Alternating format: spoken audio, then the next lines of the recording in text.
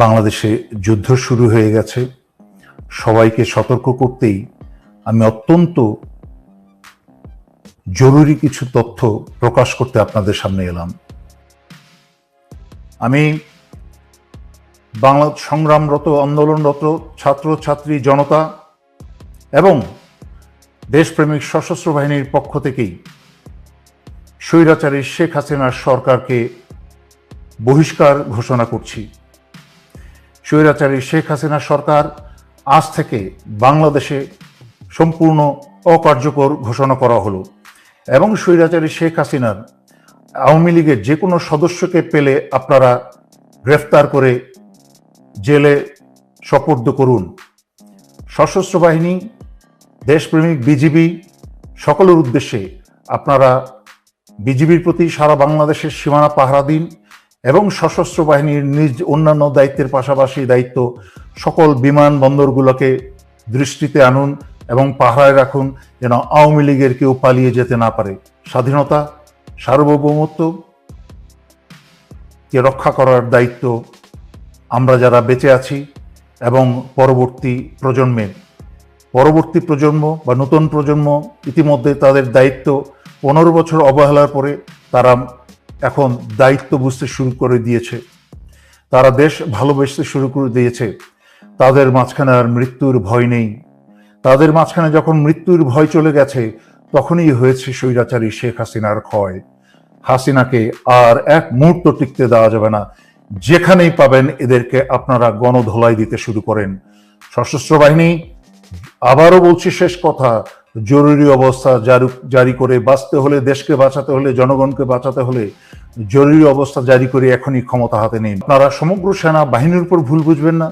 যদিও সেনাবাহিনীর দায়িত্ব ছিল জনগণের কাতারে দাঁড়িয়ে আসা, জনগণ এবং দেশকে রক্ষা করা, সেইটা পবিত্র দায়িত্ব হচ্ছে জনগণের।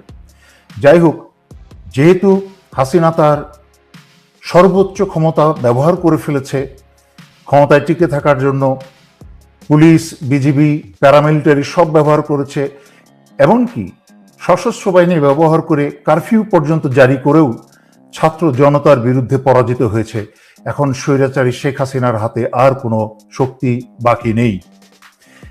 সেই কারণে স্বৈরাচারী শেখ হাসিনা বাংলাদেশের চিরশত্রু ভারতের ষড়যন্ত্রের কে আহ্বান জানিয়েছে বিডিআরের মতো আরেকটা হত্যাকাণ্ড ঘটাতে। বাংলাদেশ সেনাবাহিনীতে, সেনানিবাসে বা বিভিন্ন কোনো অর্গানাইজেশনে যদি এই ধরনের একটা হত্যাকাণ্ড চালানো যায়, তাহলে ভারতের পরিকল্পনা হচ্ছে বাংলাদেশকে প্রহরী শূন্য করা, বাংলাদেশের সার্বভৌমত্ব এবং স্বাধীনতা রক্ষা করার জন্য আর কোনো প্রহরী বাকি না থাকে। তাই নিজেদের মাঝখানে রক্তক্ষয় শুরু করে দিয়ে সেনাবাহিনীর অফিসার এবং দেশপ্রেমিক সেনাদেরকে হত্যা করে হাসিনা বাংলাদেশের ভিতরে ভারতীয় সেনা প্রবেশ করাবে। তা 2009 সালে বিডিআর অফিসার হত্যা, সেনা অফিসার হত্যার আগে যেরকম চিঠি বিতরণ হয়েছিল, ঠিক আবার সেই চিঠি বিতরণ শুরু হয়ে গেছে। বিডিআরের সেনা হত্যার আগে সেনা হত্যায় যারা যারা জড়িত ছিল তাদের মাঝখানে সোহেল তাজ অন্যতম। সেই সোহেল তাজ আবার নাটকীয়ভাবে বাংলাদেশে এখন হাজির। কোন দিকে যাচ্ছে? হঠাৎ করেই জামাত শিবিরকে চিঠি দিয়ে এই স্বৈরাচারী শেখ হাসিনা সরকার বাতিল করল। কোনোটাই কিন্তু বিচ্ছিন্ন ঘটনা নয়। সম্পূর্ণ বিচ্ছিন্ন ঘটনাকে একত্র করে যারা আপনারা সচেতন নাগরিক, দেশপ্রেমিক নাগরিক যারা আনেছেন, বহুদিন যাবৎ আমি এই সতর্ক বাণী দিয়ে আসছিলাম। এভাবে বলছিলাম যে এই বাংলাদেশের সাধারণ সৈনিকের পরিবাররা কিন্তু গ্রামে গঞ্জে থাকে, তারাও অত্যাচারিত। কিন্তু সেনানিবাসে এই হাসিনার পয়সা খেয়ে যারা আজকে দেশ এবং জনগণের বিরুদ্ধে কাজ করছেন, তাদের ভবিষ্যৎ পরিণতি কি হবে আমি কিন্তু বারবার সতর্ক করে আসছিলাম।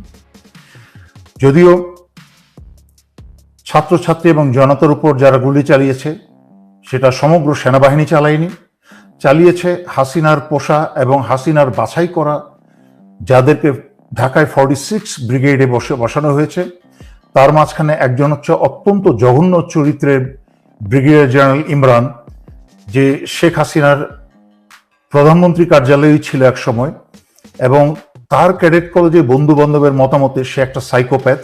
সে নিজের আপন ভাইকেও ঠান্ডা মাথায় খুন করতে দ্বিধা করবে না, এবং তার ক্যাডেট কলেজের বন্ধুরা তাকে বহুবার তাদের কাছ থেকে বিচ্ছিন্ন করেছে তাকে। এই সাইকোপ্যাথকে, হাসিনার মতো এক সাইকোপ্যাথ, এই সাইকোপ্যাথকে 46 ব্রিগেডে বসিয়েছে। আর 46 ব্রিগেড চলে হচ্ছে হাসিনার আত্মীয় বর্তমান সেনাপ্রধান জেনারেল ওয়াকারের সরাসরি নির্দেশে, কোনো ডিভিশনের অধীনে নয়। গুলিগুলা ছুড়েছে হচ্ছে এই 46 ব্রিগেডের কিছু কুসেনা, চরিত্রহীন কিছু কুসেনা, সমগ্র বাংলাদেশের অন্যান্য সেনানিবাসে থাকা সেনারা না। সকল জনগণকে অনুরোধ করছি, আপনারা এই মুহূর্ত থেকে অত্যন্ত সচেতন হয়ে যান। কোথাও আপনারা একা থাকবেন না।